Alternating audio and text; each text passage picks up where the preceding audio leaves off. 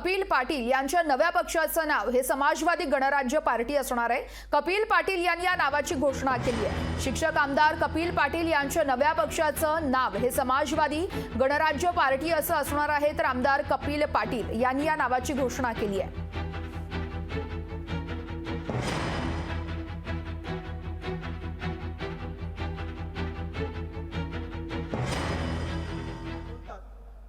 आणि खरं ते सांगतात, पत्रकाराची जे इमान आहे ते बाळगतात, पण जीवघेणा हल्ला त्यांच्यावर करण्यात आला। वागळ्यांवरती, विश्वभर चौधरींवरती आणि असीम सरोदेवरती कसे वाचले याचं आश्चर्य आहे। सगळ्या बाजूच्या काचा तुटल्या होत्या, त्यांनी अक्षरशः डोकी खाली घातली नसतील तर तिघांची डोकी आज राहिली नसतील। आपल्यात ते पानसरेंच्या नंतर कदाचित आपल्याला ही श्रद्धांजली व्हायला दिसते, पण वागळेंनी त्याचा सामना केला।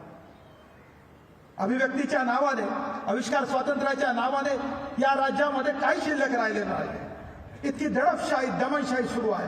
दमनशाही नुसती मोदींची नाही, दमनशाही महाराष्ट्रातल्या सरकारची सुरू आहे। आणि हे सरकार म्हणते आम्ही लोकशाही मानणारे लोक आहोत, अभिव्यक्तीला मानणारे लोक आहोत। तुम्ही सरकारमध्ये बसताना मग टीका ऐकायलाही शिका। सरकारमध्ये बसताना तर मग तुमच्या चुका काय झाल्यात हे पत्रकार सांगतील, लोक सांगतील, तुम्ही त्याचं। तर कपिल पाटलांच्या नव्या पक्षाचं नाव समाजवादी गणराज्य पार्टी असणार आहे। त्यांनी अगदी थोड्याच वेळापूर्वी ही घोषणा केल्याची माहिती कळते आहे।